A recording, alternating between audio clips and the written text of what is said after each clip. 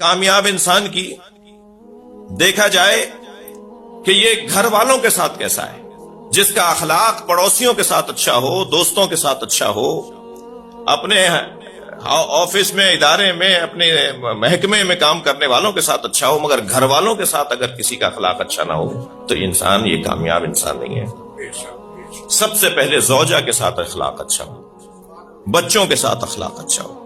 ماں گھر میں اگر بیٹے کو آتے ہوئے دیکھے تو ماں باغ باغ ہو جائے، دل اس کا بہار ہو جائے کہ میرا بیٹا گھر میں آیا ہے، میری اولاد گھر میں آئی ہے۔ جی، بہنیں خوش ہوتی ہوں، بھائی خوش ہوتے ہوں۔ عزیزو، گھر والوں کے ساتھ اخلاق اگر اچھا ہے تو یہ انسان کامیاب انسان ہے۔ پھر باہر والوں کے ساتھ تو ثانوی حیثیت ہے۔